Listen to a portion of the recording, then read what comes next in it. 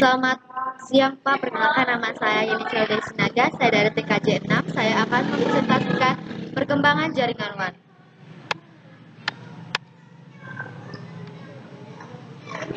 Pertama adalah router. Router adalah salah satu perangkat penting yang bisa menyambungkan berbagai perangkat elektronik yang dimiliki pengguna dengan koneksi internet. Tanpa router, pengguna mungkin besar tidak bisa mengakses internet dan menikmati aneka konten atau layanan yang ada di dalamnya. Fungsinya adalah salah satu perangkat penting yang bisa menyambungkan berbagai perangkat elektronik yang dimiliki penggunaan dengan koneksi internet. Tanpa router, penggunaan kemungkinan besar tidak bisa mengakses internet dan menikmati aneka konten atau layanan yang ada di dalamnya. Kekurangannya adalah pilihan koneksi dari router sangat terbatas dan juga tergantung pada jumlah koneksi. Bisa mematikan semua network maupun jaringan tidak berfungsi. Router memiliki peran ganda sehingga hal ini membuat kinerja pada PC router tidak bisa maksimal karena lebih berat. Kelebihannya adalah berfungsi untuk menyambungkan satu jaringan komputer dengan jaringan pada komputer lainnya. Memiliki kemampuan untuk menyaring pemrosesan beberapa subnet hingga proses yang ditunjukkan pada IP address tertentu bisa mengalir dan dari situ sebuah umumnya router ini bisa terkonfigurasi dibandingkan bridge bisa berperan sebagai topologi suatu jaringan. Cara kerjanya, router bekerja dengan mematikan paket data atau internet sampai ke perangkat-perangkat yang terhubung efektif. Dalam melakukan tugasnya, router bekerja dengan bantuan tabel routing untuk menganalisa dan mengirim paket data atau internet. Modem, kita lanjut ke kedua. Modem merupakan singkatan dari modulator, demodulator. Dengan kata lain, modem pada dasarnya memiliki dua peran. Peran pertama adalah mengubah sinyal digital ke sinyal analog yang merupakan fungsi modulator. Yang kedua menerima sinyalnya dan memprosesnya sebagai informasi yang dapat dibaca di perangkat pengguna yang menjadi fungsi demodulator. Fungsinya menghubungkan perangkat kamu ke jaringan internet. Modem berfungsi sebagai jembatan antara perangkat dan penyedia layanan internet sehingga kamu dapat mengakses internet di rumah atau kantor. Kelebihannya, kecepatan internet cenderung lebih lambat jika dibanding dengan wireless communication, kurang aman karena pertukaran data di internet dilakukan sepenuhnya tanpa filter. Kekurangannya, kecepatan bisa disesuaikan berdasarkan biaya. Ada banyak jenis modem yang dapat disesuaikan dengan kebutuhan seperti USB dengan fasilitas tinggi yang dibawa kemana-mana. Tidak membutuhkan perangkat tambahan untuk terhubung ke internetnya. Cara kerja, mengubah sinyal digital ke proses ini disebut dengan modulasi. Dengan kehadiran modem di sekitar Anda, perangkat komputer atau sejenisnya dapat langsung terhubung dengan internet. Analog menghubungkan komputer ke internet secara efektif. Modem ini dapat membuat perangkat komputer Anda bisa digunakan untuk mengakses internet. Hal ini karena modem akan melakukan proses modulasi dan juga proses demulasi. Memberi informasi paket data dan komunikasi pengguna modem akan merasa tenang karena bisa memeriksa paket data dan komunikasi dengan mudah. Selain itu, modem juga dapat mengompres data yang akan dikirim. Kita lanjut ketiga, gateway. Merupakan sebuah proses jaringan yang bisa terhubung sampai ke jaringan berbeda. Jaringan komputer biasanya memiliki setidaknya dua atau lebih sejenis gateway interface yang nantinya akan digunakan sebagai penghubung kedua jaringan tersebut untuk proses transfer data.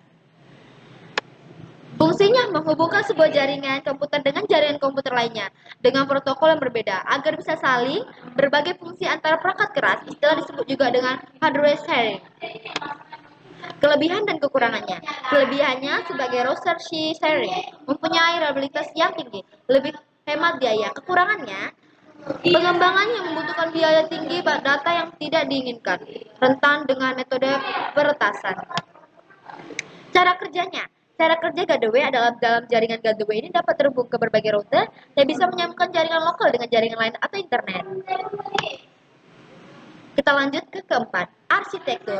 Arsitektur jaringan area luas atau WAN didasarkan pada model interkoneksi, sistem terbuka atau OSI, dan secara konseptual menentukan dan menstandardisasi sebuah telekomunikasi, arsitektur client server dan arsitektur peer-to-peer. Arsitektur client server ini berbentuk suatu power atau perangkat lunak. Fungsinya, pada dasarnya pengertian client server adalah bentuk arsitektur jaringan. Arsitektur ini bantuannya software yang berfungsi berfungsi untuk menghubungkan client dengan sistem server, sehingga terjalin komunikasi pada jaringan tersebut. Server memiliki fungsi sebagai pelayanan dalam memenuhi permintaan klien. Arsitektur peer-to-peer adalah model komputasi terdesentralisasi di mana perangkat atau mode dalam jaringan dapat berkomunikasi dan berbagai sumber daya secara langsung atau sama lain, tanpa bergantung pada server atau otoritas pusat. Topologi mesh. Topologi mesh merupakan metode untuk menghubungkan node secara langsung menggunakan kabel jaringan tanpa adanya perantara. Kelebihan topologi mesh adalah kesalahan pengiriman data bisa ditemukan dengan mudah. Kita lanjut ke topologi star. Merupakan metode untuk menghubungkan beberapa node menggunakan satu perangkat keras. Hub dalam sebuah jaringan, perlu diketahui, hub adalah perangkat keras yang berfungsi untuk menghubungkan antara komputer. Kita lanjut ke topologi bus.